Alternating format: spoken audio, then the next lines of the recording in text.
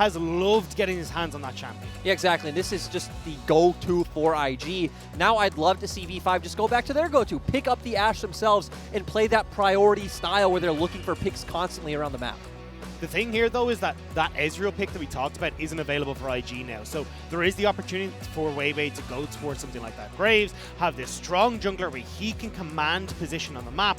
And it looks like PP God, when the Thresh is gone, he'll go towards the other favorite champion in the bar. I do feel like this is also a takeaway because we've seen Balan going towards this pick constantly. He's looked absolutely amazing on it. So I wonder here if you pick up the Bard and the Graves, like you've already mentioned, maybe grab that Ashe on 3, and then, hey, you have this combo that can just destroy the bot lane and even the enemy jungle so well. And it's beautiful because, I mean, you've got so many different factors that you can move into there. You haven't really decided on a top laner or a mid laner, so you can still have quite a lot of mobility and movement in the draft. It's not like you're locking yourself into certain playstyle, but Weiwei is going to bring out the Nidalee. Yeah, kind of subverting expectations here and changing things up. Nidalee, not the pick I was expecting, but Weiwei certainly knows how to use it. Exactly, and the thing is we don't see it all too often because so many teams ban this champion against him, so going to get his hands on this. He looks absolutely amazing on the champion, and we can already expect Weiwei to look for this aggressive counter jungling into Ning's jungle.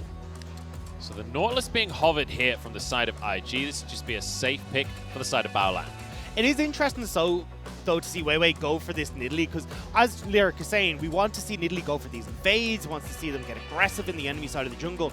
That means you're talking, I want strong solo laners to enable that, and we just have been going on for ages about the IG and the Shy rookie, how strong they can be. Well, they need something that can go toe-to-toe against these solo laners from IG. We talked about the Ashe already. It's going to be locked in here for Sam D. So the bottom lane duo and the jungle are locked in. The bunker busters are there for both sides of the ball.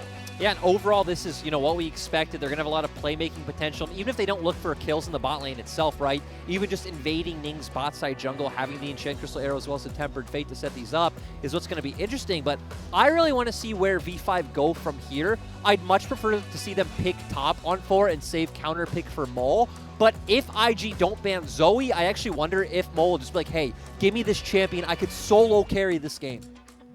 Mole does love the Zoe. It's something that he's gone to 6 times so far this split, and he's looked magnificent when he gets it, but also incredibly safe as a blind pick. There's also, as Lyric is saying, just the option to go for something like the Ornn here for BBU. Just go, look, I'm going to be fine in this top lane. The Shy can do what he wants, and we're just going to focus solely on these team fights, because you've got such strong team fight ability on this V5 side between the Ashe, the Bard, Tempered Fate, and then these Nidalee Spears coming in. The one dangerous thing about blinding the Ornn here for V5 is we know the Shy is happy to pick up that Kayle. It's something that both sides are willing to go for. Another thing they could go for is the Wukong, because that is a pick IG hates facing. IG bans Wukong all the time against so many teams.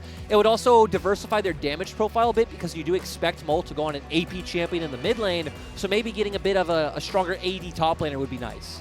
Yeah, the Wukong has been a massive bane in the side of IG side. 64% ban rate for them coming into today's game. And, I mean, they've really, as Lyric is saying, struggled against it. So you can just go for this pick here for BBU. He's only played it twice, but looks like they may be looking at a mid laner instead for Mole. And it would be blind against Rookie as well. But as we mentioned before, the Zoe, a perfectly good blind pick, and it is going to be locked in for Mole. Very much a comfort pick here in the mid. Exactly. I mean, I'm sure Mole is just saying, hey, coach, give me this. I can carry the game. Works with the comp. You have poke, you have pick. Zoe kind of can go into both of those areas, but Rookie answering with the expected pick as well. Yeah. Orianna going to come in, so I'm looking at V5 though, as he said, a lot of poke coming in between the Nidalee, between that Zoe as well. Great engage and disengage coming through with the Enchanted Crystal Arrow and the Tempered Fate, so I'm curious to see what they round out this composition Oh, would you look at that? As of course it's the Jace. The Shy has to blind pick top. I wonder what he's going to go for. It's the Jace every single damn time. Yeah, and the thing is, I do expect V5 to answer with the Wukong because, again, I do feel like they need some AD damage in the top lane. Maybe something like a Mordekaiser would fit a bit more to being able to dissuade threat from coming in onto you, but doesn't feel like that's in the cards. I feel like for V5 though, you have a really strong composition right now against what IG wants to do, because as long as you're able to poke with Zoe, poke with the Nidalee, avoid some of the Jace that's going to return, well, you don't have too many ways for Invictus Gaming to close in on top of you. You're relying pretty heavily on Ning making a play or the Nautilus making this big play, and V5 outrange you so spectacularly and can choose when to go for these engagements with the Enchanted Crystal Arrows, the Tempered Fates, and set up for BBU on this Wukong. Let's be honest though, this isn't the first time we're seeing IG in game 1 of a series draft a composition that is much more about just dominating the lane phase than it is about trying to coordinate some kind of team fight. That's the weird thing is, this comp is definitely a scaling comp, right? We have the Orianna, we have the Aphelios. It wants to have these late game team fights, but it's relying a lot on things like Ning finding an insect and on the backline kicking someone into you, or being on an objective first and hoping that V5 run into you. But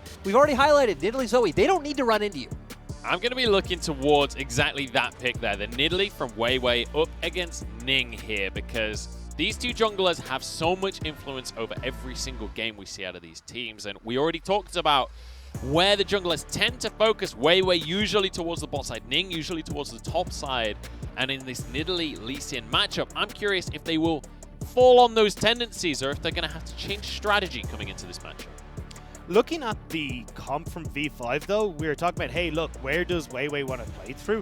I think you've got a ton of options here. I mean, look, Bubu when he hits 6 can be a massive engage tool, set you up for the Nidalee there. Zoe in the mid lane, trouble bubbles, you got the double engage in the bottom lane. Like, Weiwei can pretty much play wherever he wants to, and as well, you got a strong pushing bot lane, strong pushing mid as well, where you can start to play through. It's time to jump into this series, get into game 1.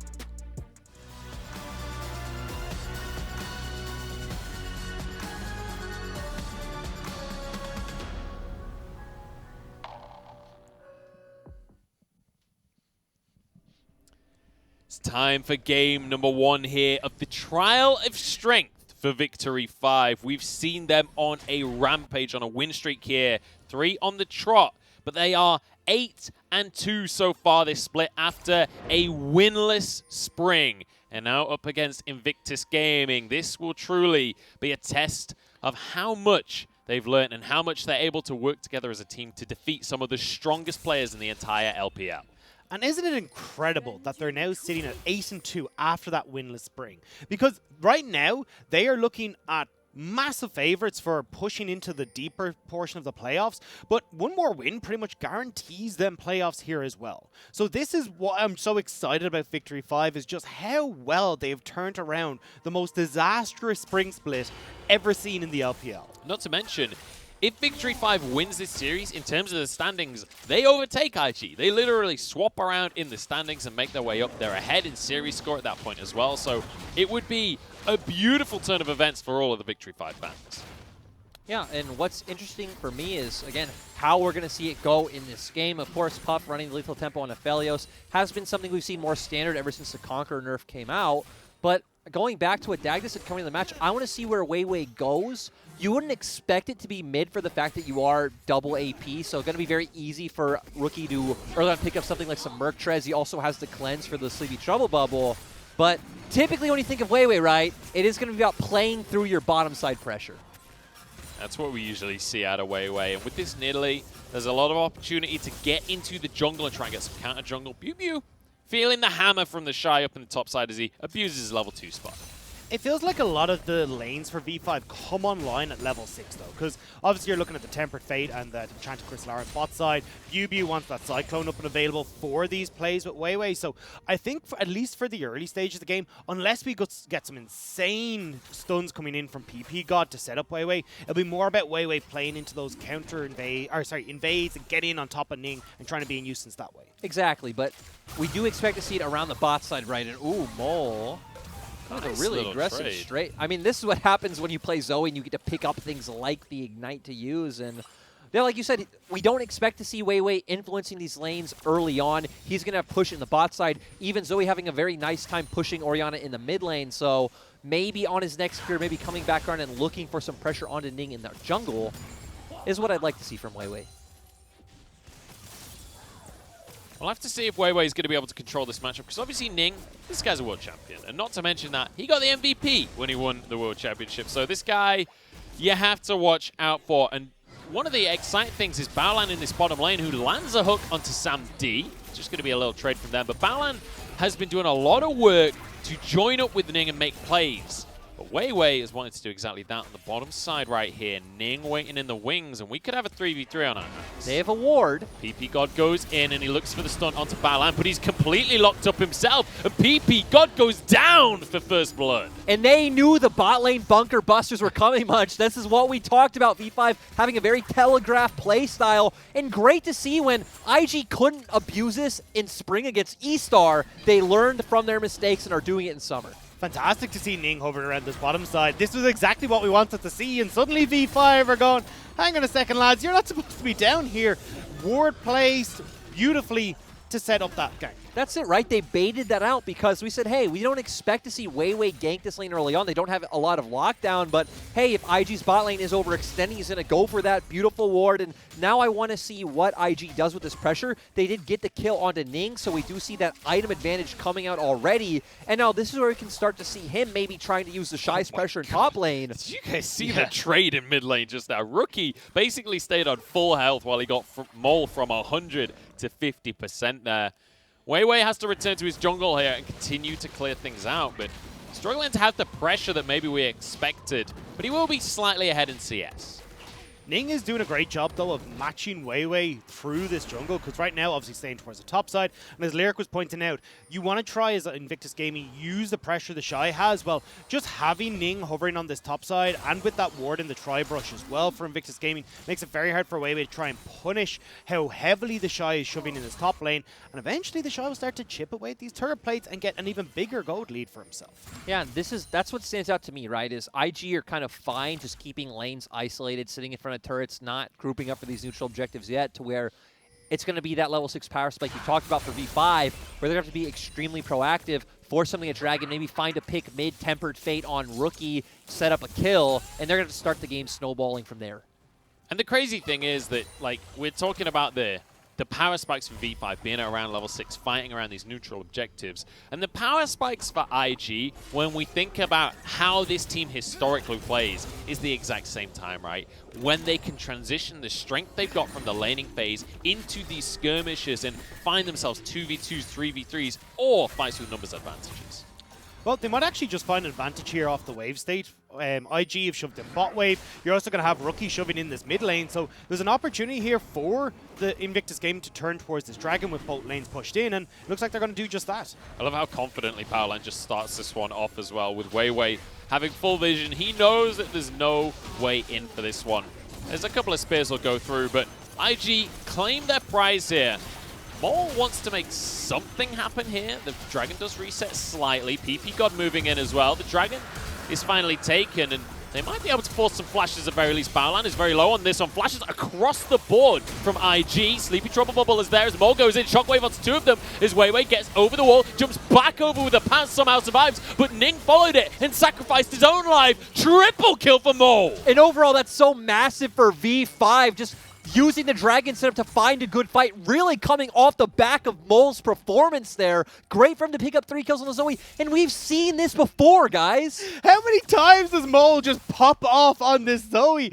I mean, the last time we saw him, he was 10-0. He's already started off with 3 kills off the back of this play where IG, we talked about, look, they've got lane advantage, they can try and burst this down, but they don't get there quick enough. V5 collapse, and although it is a little bit messy, it always is when you get an IG game, it is still V5 who are able to come out on top, and Mole is the one that benefits massively. I love how Mole at the end. He's on the wrong side of the wall, but he's Zoe, so he just pops on over to finish the kill. But even more important for V5, the extra cherry on top of everything else, is Mole already had a Dark Seal. He's now got 6 stacks for himself. Yeah, and also buying those Sorcerer Shoes is going to be so massive now. We've seen him constantly kind of leaning towards both side lanes, looking for potential plays he can set up. And now, guess what? He's going to be able to do that easily, especially with PP God roaming already. Speaking of plays, Ning is getting annihilated here, and there's a little bit of support for Weiwei on top of everything else. This is Herald truly claimed by V5. IG are trying to roam up, but I think they're going to be too late to the party here, especially Bew has already rotated down bot side. Like, this is a V5 Rift Herald no matter what.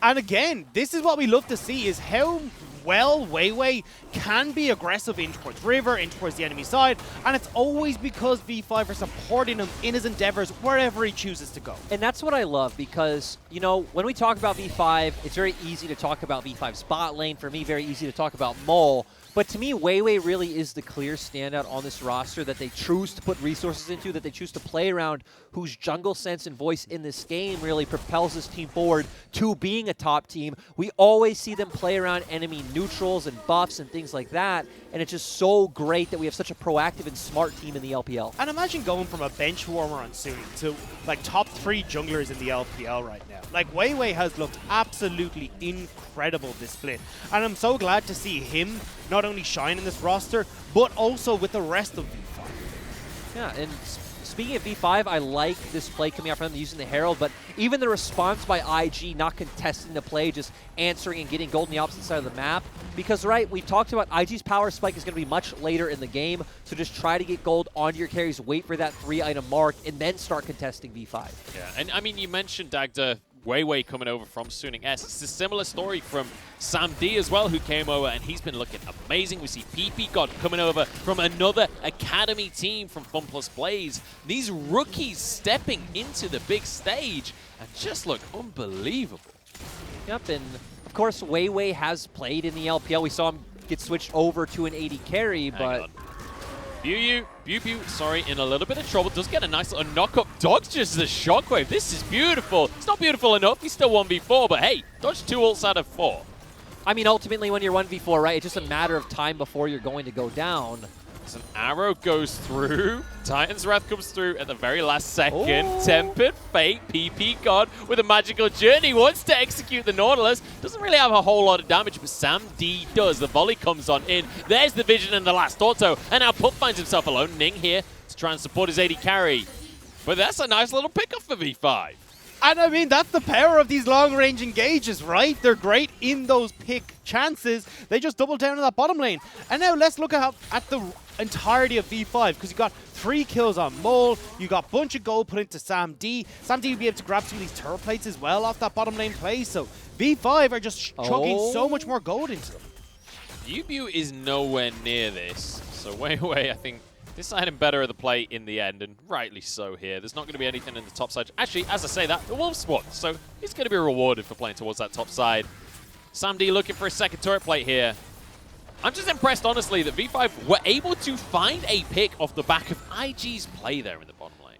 And the thing that I love about V5 is how well they can snowball these advantages. Because when we look at them as having a lead of 15 minutes, they win 87% of their games when they got a lead of 15 minutes. These guys, when they get ahead, do not stop, and that's what we're seeing right now, is they are making plays all over the place and shutting down IG. That's what I love about them, right, is they're such a proactive team, and it's very, like, thought out and tempered aggression to where they try to get the setup first. We always see PP God and Weiwei roaming together, and it's very intelligent, it's very aggressive. So we're going to see Dragon spawning once again. IG were the ones to start the Dragon last time around, and V5 punished them for it. This time, it's V5 stepping into the pit first, and it looks like IG are just going to fully respect it. Yeah, I wouldn't approach this as IG. If you even, like, start moving towards this, it's Enchanted Crystal Arrow, Tempered Fate, Mole popping over saying hello, and busting your health completely gone.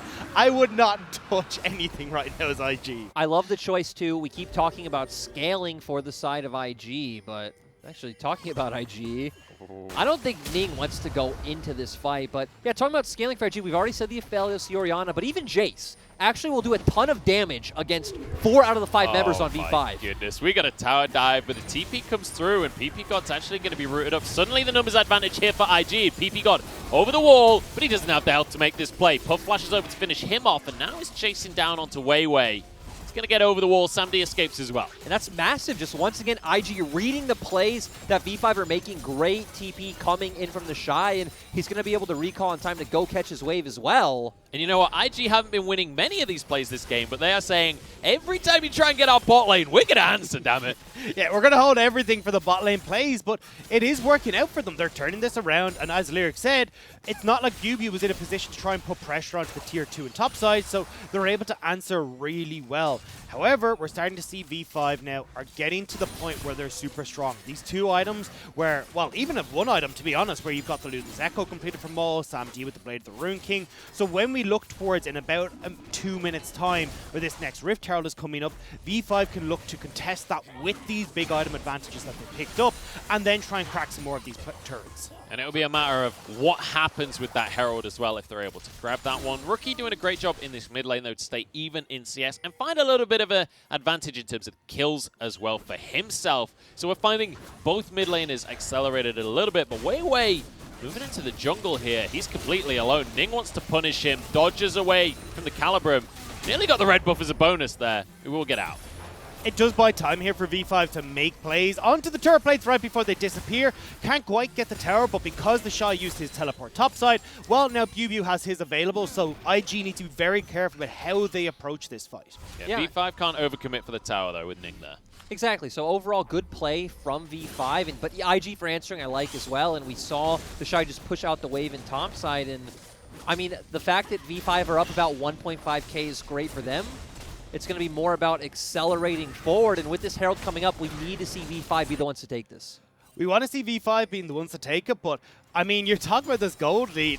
Look at the CS advantage for Jace. The Shy is nearly 40 CS up, was 50 a little while ago, and that is massive. That is exactly where IG can look to play around, because the Shy is more than capable of just chipping away at these turrets if he's in a side lane.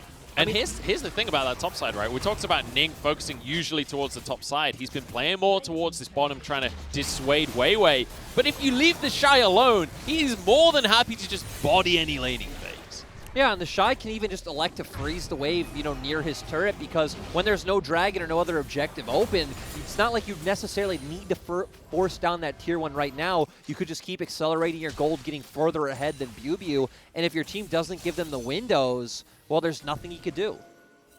So let's take a moment to look over some of the items that are coming through on both sides of the board here. Sam D, the manufacturer for the majority of the gold so far this game, and you can see it with his Blade of the Rune King and a Zeal already finished off on that Ashe. Generally, we'll be spiking on 2 to 3 items, so he's getting on towards those spikes, but importantly as well, Maul has finished that Ludens. That is a huge spike for Zoe. Yeah, overall great spike coming. Ooh, actually, though, who cares about power spikes? Yeah. We've got a damage spike coming BuBu's way here. Dodges the Sonic Wave, though, and now he's got reinforcements. Flashes for the Cyclone, gets kicked away by Ning, but a Sleepy Trouble Bubble, and that is a lot of damage at a whole lot of range as well. Mole gets out with his life, as does BuBu. And it's beautiful from V5 to answer the play from IG. Oh. Now a bubble onto Rookie as well. The rest of the squad can't follow up because of the cleanse here, but they're going to walk away. And the good news here for V5 is they come back just now and still get onto the map for this dragon that's about to spawn. But Mole does need to back now because he's very quickly running out of time here. So in the meantime, AD carries trying to take towers across the map. We've got Puff on the top side. We've got Sam D down in the mid lane as well. They should be able to each get a tier 1 for themselves. Yep, so overall going to equalize this. And yep, now all eyes are on the dragon. Balon. That's a lot of ultimates used just for PP. Goodbye, Rookie. See you later, buddy. 2 more kills for Mole. The PP God bait was all a ruse. They draw in IG, and it's a 1-2 punch from V5 to take down 2 members of IG. They're just going to keep pushing here. Oh, did the bubble hit? Oh my goodness, another bubble, another kill for Mole. They've still got a Herald. This is a snowball and a half. And they should be able to get an inhibitor, honestly. Instead, going to back off, take the safe choice as a dragon, but man, this is why you ban Mole Zoe. I have it right here in my notes. Ban the Zoe. It's massive. It's everywhere. It's an entire page. It's an entire page. You don't give the Zoe to Mole. This is what happens. These trouble bubbles have been so damn good. And Wei following up with a spear every single damn time. And it enhances the damage that Wei gets. Now we've got a 1v1 between the top laners here as the Shy is desperate to make a play and find a way back into the game, but Sam D is here to help his teammates. This is falling apart for IG real quick. How many times have you seen the Shy just make these random plays that he's like, right, gonna make it, we're gonna bring us back into the game. It's like, oh wait, there's 2 of them.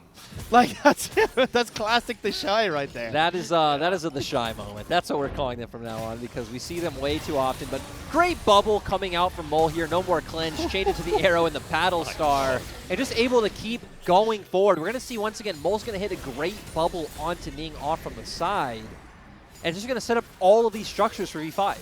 I mean, it doesn't even look any less painful the second time. But look, if you saw where IG were on the map, Aphelios was at the back of the red pit for V5. You had to shine the bottom lane. There wasn't numbers there to try and do anything. So now IG have to be so careful, because when we talk about how good this poke is, the pick potential from V5, if 1 or 2 members of IG go down, you can have V5 barrel down this mid lane and crack open that inhibitor. And I just want to point out that the win time for Vici Gaming, for Victory 5, it's the V that gets me every single time. They're the 3rd fastest team in the entire league when they have themselves the lead. They are going to close this one out real fast. I would honestly say they have some of the best shot calling in the LPL, and that's what keeps them up here, right? Because they don't actually have a standout star player like a team like Top Esports. They just come together so well as a unit, and that's why they're so good. Once they get a lead, it's snowballing these games to fast game times. Mole going to finally be able to move down to this bottom side and finish this tower off. There's been a little bit of a thorn for them. That is 6 towers gone already for V5. It's a 4,500 gold lead for them as well. They look so good right now, and now they're going to start to ramp up the strengths of their composition. They're moving in towards this jungle of Invictus Gaming. They're going to get vision control. They're going to be able to poke them out from their own jungle.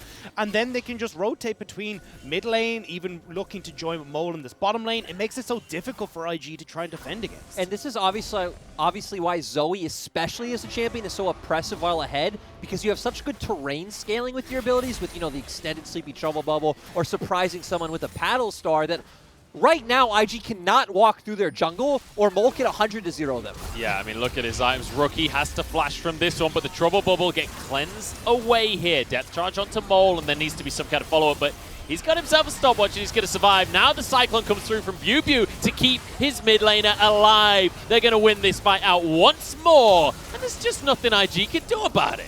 That's going to be the Baron for V5. They think they can make the play back, but it's all said and done. Victory 5, 20 minutes in, are going to get a Baron. And let's be honest, this isn't all too surprising for IG, because typically their games go, they win fast, lose fast, or hope for the enemy team to throw at 40 minutes. Not to mention, many of their series go to 3 games, even their wins. Ning takes a massive old hit from Mole there, but V5 still committed to the Baron here. But we've seen IG lose game 1 of a series many times. Yeah, I mean, look, they do have an ability to bounce back. It's why we love IG. It's why they're sitting at 3rd place, despite some messy games. But this is the play here where that was the pick potential we talked about from V5, where they think, right, we can force these massive advantages that we have. Mole having that stopwatch available means that this engage from IG is thwarted, because look how spread out Invictus Gaming are. They can't capitalize on anyone in this pit, and it's a disaster. Well, what the confusing part to me is, why did IG want to re-engage here? We saw Battleland re-engage onto Mole. You have no reason to do that. We keep talking about getting to these item spikes. Look at the bounty. Look at the gold they could have got. That's true. Battleland also isn't exactly nervous when it comes to engaging. It has been a bit to his detriment. A lot. So, I mean, we're kind of seeing the same thing. I do want to say I do subscribe to the IG philosophy of like you can't criticize the craziness. Like, the craziness is what makes them IG. It's what's good and bad. We need to accept it.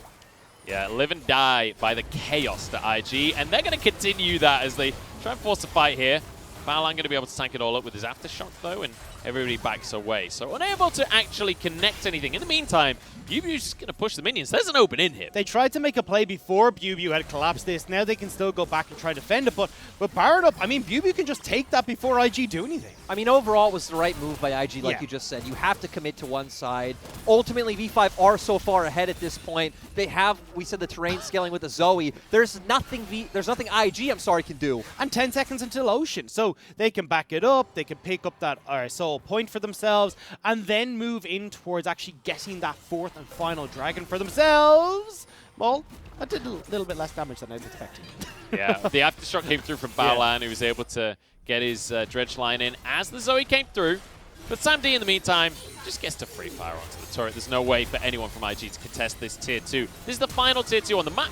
Rookie, that was just an auto that did that damage. Everything else followed up on. Sam D gets a double with a volley. In the meantime, Weiwei's doing Dragon, by the way, as the rest of V5 battle into the base. Cyclone across the squad, and Puff is going nowhere. Another one for Sam D as he grabs himself the unofficial triple. And that's probably just game. Yeah, overall, just great performance coming out from V5 so far. They still have the Baron. They can just keep going. They even have TP on BB. We can just come right back. Oh, this is just so damn clean for V5. And it's so refreshing to see this team taking games against our top competitors. This is a 23.5-minute victory against Invictus Gaming. Need I say more? Victory 5 are a playoff squad and a half. IG trying to make the final play to stop it, but the Nexus falls, and it's 1-0 V5. And they're the most exciting team in League of Legends right now. I'm just going to commit to that hard statement. They're so fun to watch. They're so proactive. They're so decisive. They have a really fun play style to watch, and it's great to see. I think we need to up our ante on these guys.